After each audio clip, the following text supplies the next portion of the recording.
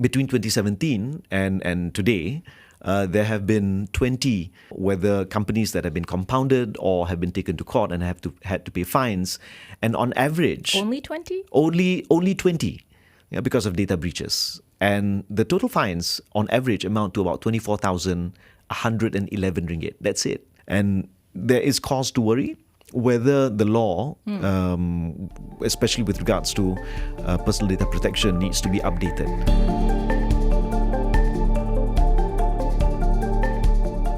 The age of digitalization and technology that we're experiencing has enormous potential to drive Malaysia's economic future. But it also comes with the perils of cybersecurity threats, online disinformation, and the risks of a digital divide entrenching inequity. The public policy captain navigating the government through these challenging waters is YB Fahmi Fadzil, Minister of Communications and Digital. He joins us today on our first show of 2023. Congratulations on your appointment as Minister, Fahmi, and welcome back to the Breakfast Grill. Thanks, guys. Now, it's been a month since you took up this role at the Ministry of Communications and Digital, or KKD for short. Previously, this was known as the Ministry of Communications and Multimedia, or KCOM. So why the rebrand? Well, it's really a question that we need to pose to the Prime Minister. He didn't explain it to me in a way. I found out that I was going to head this ministry 5 minutes before everybody else on the 2nd of December, which was the night before we took up our oaths of office. And at that time, he just said, Fahmi, I'd like you to head the Ministry of Communications and Digital. So I didn't have a chance to ask him because he was going to go on air. So subsequently, it was a decision made by Cabinet. And I believe, at least for me, going through the numerous briefings by the 15 agencies and departments under this ministry, all of which have remained the same from before, perhaps betrays a sense of what should be our priority. It's no longer about multimedia, because I think to some extent, the term multimedia, it's also reflective of some time, like the 90s, the noughties. So now perhaps we're in a bit more of a digital kind of mindset, perhaps. And it is really more about bridging the digital divide and making sure that we bring Malaysia up to speed in order for us to take advantage of a lot of the opportunities presented by a changing global economy and swiftly moving us forward. Okay, so 15 agencies, you said, Fahmi, that are under your ministry, and you cover such a wide portfolio that at times it can be difficult to discern or keep track of what it is that your ministry is actually in charge of. So as you see it and your position now, what's the main role of KKD in the nation's development, and how does this shape your policy priorities? Yeah, for me, of course, it's a split between what we know traditionally as conventional traditional broadcast, with what now we're seeing to be something that people are calling the digital economy, which for many people, many economists even, it could mean different things, for different people.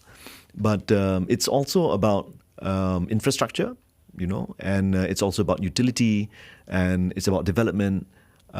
It's about freedom of speech, freedom of the press, but it's also about freedom from fear of fake news, right? So it's balancing between what's in the law and also what we would like to see in terms of development, right, for the country. So it's quite, I wouldn't say a hodgepodge, it's really quite a plethora, of agencies, departments, some of which are very, very interesting. Like all of the agencies are still the same and as before, but I think some which I would like to put front and center this time around under this administration would be the Department of Data Protection as well as Cybersecurity Malaysia. So these two, I feel, for me, will play quite a pivotal role because even as an MP, I have been quite critical about how between 2017 and 2021 and 2022, there were on average 20 million sets of personal data leaked every year. So this is a huge number. And, even up until last week, we're still hearing about incidences of whether recent or old data that's resurfacing. So this is a major concern. So we can't talk about digital economy if we can't keep the digital space safe. So to me, this would be one of the key priority areas. Let's jump right into that. And you've had to hit the ground running because, as you said, in the month that you've been in, there have been a series of allegations that data breaches have occurred across both public and private spheres. You mentioned Cybersecurity Malaysia. You mentioned the Personal Data Protection Department. There is also something called the National Cybersecurity Agency, or NACSA. So help me untangle what all these different agencies do, Fahmi. Yeah, NACSA is not under me. So, but I can speak for the Data Protection Department, Personal Data Protection Department, as well as CSM, Cybersecurity Malaysia. So I can say that having visited both, CSM is a company guaranteed by. It is one of the agencies under me, and it has world-class facilities in terms of investigation, but it does not have currently the kind of law that will assist in backing up a lot of the action it needs to take. So it has to team up with what we call JPDP, Jabatan Perlindungan Data Pribadi. So they work, really hand in hand. Okay. And the two really is like, they kind of complete each other. And I have heard some arguments, for example, about should the two not be combined, for example, right? And it's not a call I can make over the air, okay, but it's something which we are looking at quite seriously because, as an example, between 2017 and today, there have been 20 whether companies that have been compounded or have been taken to court and had to pay fines, and on average only 20 because of data breaches, and the total fines on average amount to about 24,111 ringgit. That's it. And when you compare that with what is reported, about 100 million sets of personal data that has been leaked or allegedly leaked since 2017, a figure which has not really been refuted. And when I came in, it's really just been a month, but I've had some engagement, and there is cause to worry whether the law, especially with regards to personal data protection, needs to be updated. Right? So I think the fines, for me, the way I look at it as a minister, 24,000, like on average, I think that's a bit low. Okay. Yeah. So I think we need to review this to give a sense that, to me, data is a national treasure. Without data, there's no social media. Without data, you don't have targeted audiences. Without data, you can't run a digital economy. Absolutely. And I think a lot of people would share your view, Fahmi, which is why the fact that we keep hearing these allegations of data breaches over and over again is extremely concerning. And what's more, we haven't really seen follow-up on this. I mean, just in the past 6 months, we've seen a series of reports of data breaches with payment companies, with government portals. And yet, even though we have the Personal Data Protection Department, as you say, and Cybersecurity Malaysia, we haven't really heard from either of these entities in any of these previous cases. So why is that? Yeah, these are things which I've only come to experience or understand firsthand. And I think there will need to be some, perhaps, enhancements, certain transformations, certain reforms that need to be put in. Like I said, perhaps the fines are a bit too low, compounds a bit too low. I think right now, for example, the DG of the Personal Data Protection Department and the Commissioner for Data Protection are the same person. So is there sufficient check and balance on that, right? These are some arguments that I've heard. I've not made a decision. It's something which, definitely would need cabinet approval. We're still at preliminary stages to understand how is it that we can ensure that data in Malaysia is much better protected. We are in the process, for example, of building some hyperscale data processing centers. And, we need assurances that the law is sufficient, that enforcement is robust, and effective, more importantly, and that a lot of these challenges are met. Okay, so you're taking these issues under consideration, and I understand that a month isn't going to be enough time for you to really come up with clear policy on this, but we'll be watching this. We'll stay in the cyber realm, Fahmi, and talk about the issue of online financial scams. You've been a personal witness to the distress and hardship these scams cause victims. You've repeatedly called for stronger government action on this. Now that you're in the policy and enforcement driver's seat, what do you intend to do to ensure that perpetrators of online scams are held to account? This is something which previously was a bit of a pet peeve, but now it is also a focus for me in this ministry. My deputy and I will be working together. We've heard from the Deputy Minister of Finance, Stephen Sim, that he wants to tackle scams. And there are many parts to this. Of course, there's the financial institutions sector, but also with communications. So we need to unpack and understand what the shortcomings are. There's also an investigative aspect, of course, that involves the Minister of Home Affairs. So as such, it's not so straightforward. And as you saw, in October of 2022, the then government announced the formation of the National Scam Response Center. And I think this is quite an underutilized and under-publicized entity. So if any of you who are listeners of BFM right now, if you are a victim of scams, please jangan malu. Please don't be scared, right? Please don't be ashamed. Call 997. If you do that within 24 hours, inshallah, God willing, some of the money that was pilfered, stolen, that was scammed, can be returned to you.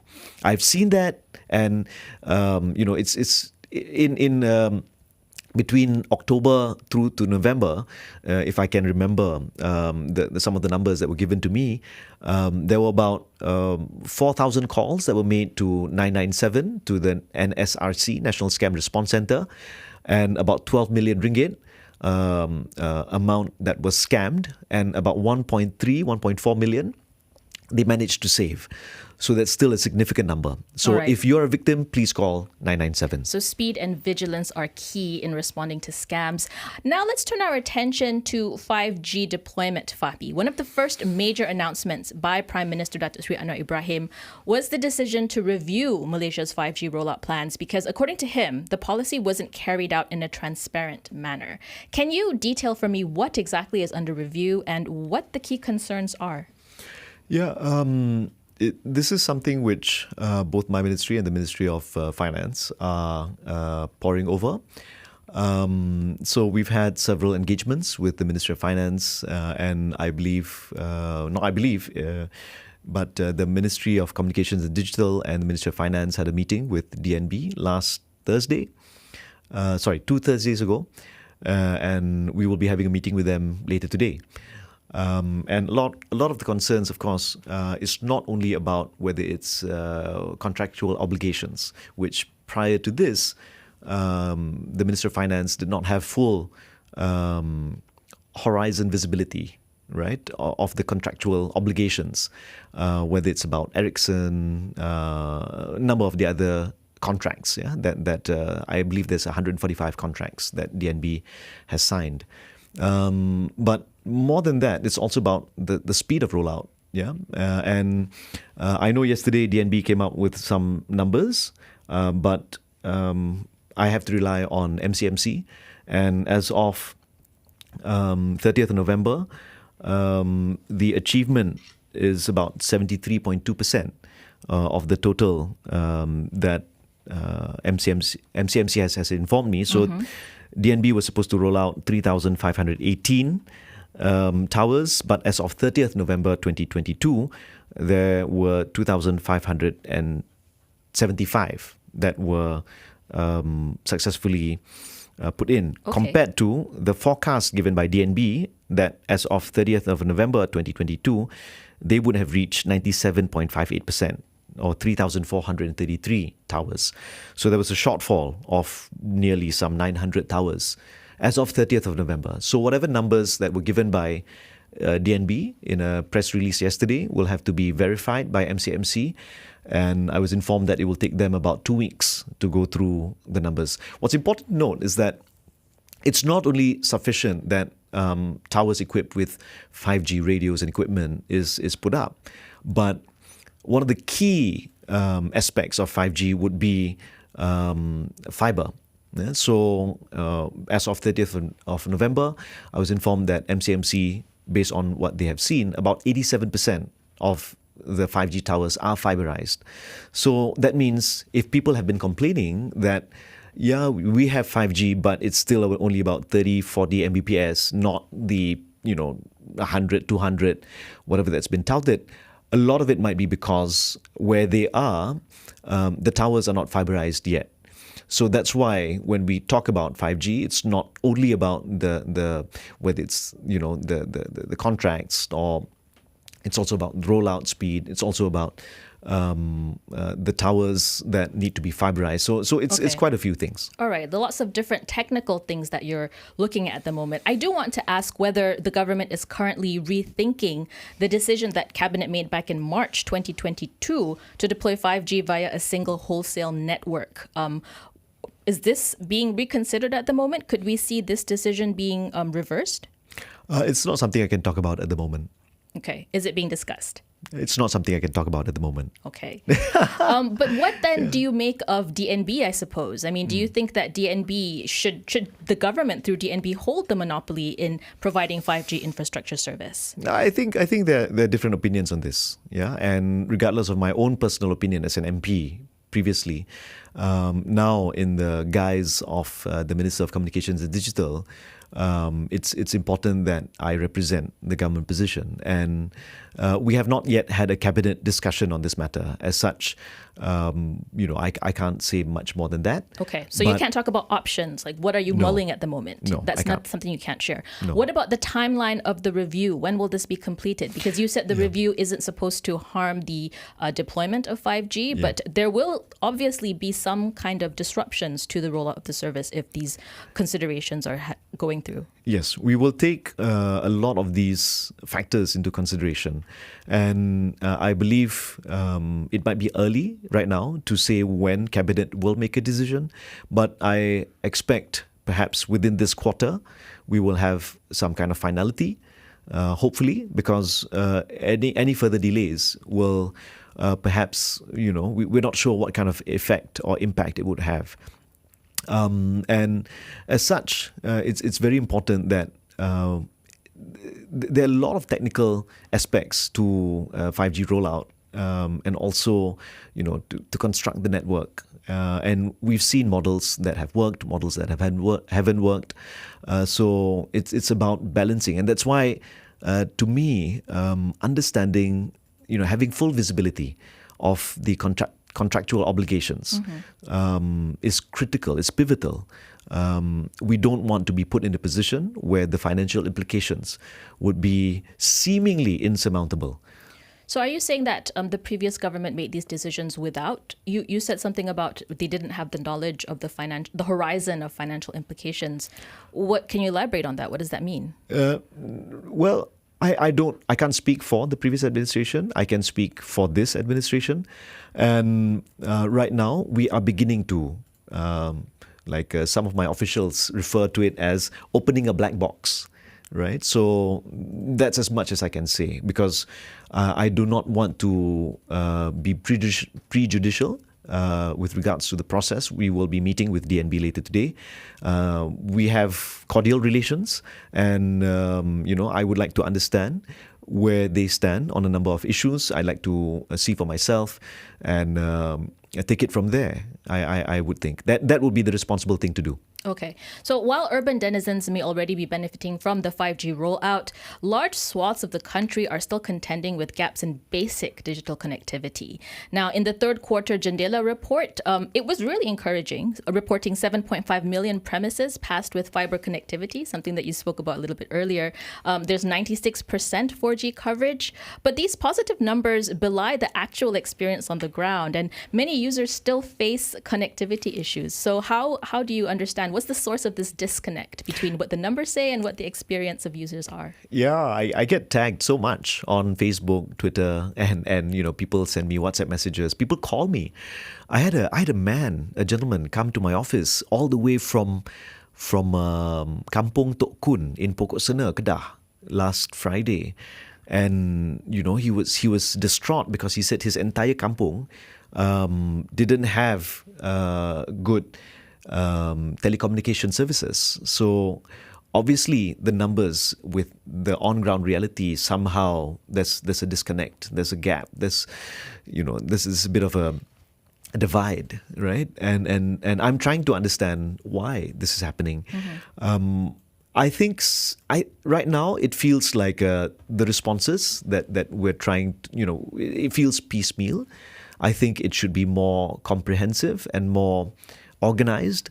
In this day and age, if you have, for example, an electrical grid, you would know anytime a pencawang is down. You would know, right? If you are running a water utility company, you would know when there's a major leak and you see a drop of pressure.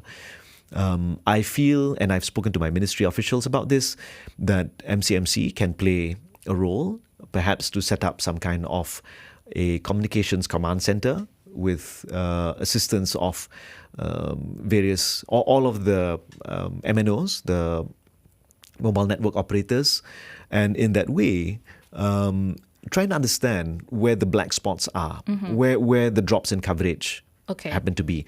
Because when people say population coverage, that could mean you could have either one company, one telco, or 5 telcos covering that area. So those who are on the other 4 telcos that are not in that area, they would have kind of like it would be a black spot for them. So we need to understand this full picture and see what are the policy gaps that we need to fill in order to have better services for people. Okay. You've announced a Unity package prepaid mobile internet plan priced at 30 ringgit for 6 months with a cap speed of 3 megabits per second. This is supposed to provide cheaper prepaid data for certain segments of the population like youths, the B40, people with disabilities. Is this a sustainable initiative, or is this more of a stopgap measure to address current cost of living concerns? This is one of the things. I think we will be working, I hope to be able to make some further announcements later this week, pending discussions. So Can't give a hint? Not this morning. Sorry, BFM. You don't get first dibs, right? I'd like to be fair to all media players. But it's not just about mobile internet. I think whether it's fixed line broadband and other services, again, reducing cost of living I feel it's not just about the cost. I think we've also got to enable people to participate more greatly, more inclusively in what we're calling the digital economy. So to me, if we're able to do both, reduce prices, help make things a lot easier and cheaper, especially for businesses to operate. And therefore, hopefully there will be a kind of positive knock-on effect for the economy and for a lot of people. Now, Fahmi, in a way, it's quite fitting that the communications chief of PKR becomes the communications chief of the government. And you've spoken about the role of KKD as a conduit to inform the public of government policies and actions, particularly through agencies like Jabatan Penerangan, RTM, and Bernama. The state-run media agencies do, however, come with the baggage of being seen as the propaganda arm of the government. So how do you intend to change this image? Yeah, I think people have always perhaps have a certain perception about whether it's TV1, TV2, Bernama, yeah, and I have as a communications director before and information chief at one point, which is the post I'm holding now within PKR. I have previously also seen like, oh gosh, this is the so-called official broadcaster of the government, and I can understand. My mom used to work in Angkasa Puri. My mom used to be Setiausaha Bahagian Dasar Kementerian Penerangan during the time of arwah Muhammad Rahmat. So I appreciate the role that the broadcasters, the official government broadcasters play. At the same time, I feel when you have certain updates, in other channels on whether it's private or when you also look at what's happening internationally, it's not I feel a negative thing to say we could do it better. I believe based on the numbers that they have shared with me, the viewership of RTM is healthy. I think generally all broadcasters face the same issues with regards especially to advertising expenditure. A lot of it is going out of the country and going online. So this is one thing which I have spoken to the Deputy Minister of Finance, Datuk Seri Ahmad Maslan, about just a few days ago, and it's something that we intend to tackle together. Because when revenue is retained in the ecosystem in Malaysia, I feel then it would help benefit more media players, and that would be positive overall. For RTM and Bernama, we have an incoming Ketua Pengarah Penyiaran, insyaAllah within, sometime soon. There's some contractual things that have to be sorted out. And I like to work with him or her. I will not disclose yet who it is.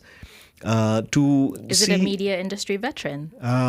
I think that would be a plus. Yeah, and then it would be somebody who necessarily would know the ins and outs of this industry and would help to see where quick wins can be found and what are larger and perhaps more looming structural reforms that might need to be done. There's a lot of talent in RTM, and I'm supremely proud to be their minister. And it's in my constituency. So Angkasa Puri is in part of Lembah Pantai, so I can't not be proud of them. And I see the hard work that many of them put in. I think there are several things that is a challenge, not only for RTM, like I said, but for most media players. Right. So I think there's some things that I have in my mind, and we'll announce them in due course. Okay, just talking about, I guess, the state-run media entities, the public broadcasters, if you will. How independent will you allow them to be? Because I think in Malaysia, the previous, I guess, tradition or the previous understanding is that state-run broadcasters aren't very independent. They really do toe whatever the government tells them to do. Will you give them more leeway to be more independent in their reporting? Yeah, actually, the day after the Prime Minister was sworn in, he was sworn in on the 24th, on the 25th, I was invited to RTM for a Bicara Narrative program, and I was grilled in that show, and I said, I'm all for freedom of the press. I think it's important that the press understand their role as the fourth estate and to keep a check and balance, to provide check and balance, especially for the executive. At the same time, it does mean that the executive has to be accessible to the press, whether it's the main public broadcasters or private media organizations, and it's also balancing between sensationalism, clickbait journalism, as well as being factual compared to whether it's fear-mongering or spreading fake news. So one of the biggest challenges we have, of course, we don't really talk about media now, we talk about content. And when we talk about content, of course, you will inadvertently speak about social media. And I've had some really difficult time, actually, when it comes to, for example, TikTok. We have a good and healthy working relationship. I had to call them in on the first day of the day I clocked in on the 5th of December, because at that time there was a spate of really nasty videos that were being shared on May 13, which really should not have been and should definitely have reached their community guidelines, but they were not taken down. So we expressed, what is the position of the government, of His Majesty the Yang di-Pertuan Agong, of Cabinet, and they were very helpful. Yeah, I have to say, and I really appreciate, especially the Malaysian team. Yeah, and they were very cooperative. Okay. But at the same time, there was a video that came out 2 days ago, which when I flagged it, it had 1.8 million views and it was absolutely fake news. The video said the Prime Minister announced that the price of RON 95 is going down to 150. And then at that time, there was 1.8 million views, 20 hours after it was put out. So obviously something's not clicking with their moderation or oversight. Within 24 hours of my flagging, it had reached 4.2 million. So obviously something still has to be worked on. So is the government looking, I guess, to introduce regulation, I suppose, to compel social media platforms like TikTok to take greater action in combating disinformation or misinformation? Not necessarily so. I think where we have excellent cooperation, we would like to maintain that kind of good relationship. So it would involve the government reaching out to social media platforms, telling them, "Hey, this is controversial, this is questionable, this is a violation of your norms. Can you please take this down?" Yes. That's the process. Yes, and I think we do draw a line. Anything that threatens public security and safety. So I think there are certain guidelines in place, and I would say that because TikTok is it's a global entity, so whether it's the Malaysia team or the regional team, I think we would need to have some kind of coordination and greater understanding to facilitate making sure that fake news and particularly, like things which relate to religion, race, and royalty, for example. Yeah, so these things are kind of looked out for. But it's not just TikTok, right, Fahmi? It's Facebook, it's Twitter, it's Instagram. Are you planning to sort of reach out to all the different social media platforms and get them to be on the same page in terms of how to oversee these kinds of content? Yes. So actually, it looks like we're only targeting TikTok. It's not. We're meeting with Meta. I believe sometime in the next week, and we've reached out to Twitter. It's really about, I mean, when you look at the evolution of some of these platforms, Meta, for example, has gone through the American presidential elections and Brexit, and we saw in those two instances there was a response from the respective jurisdictions about the spread of certain what they would call fake news.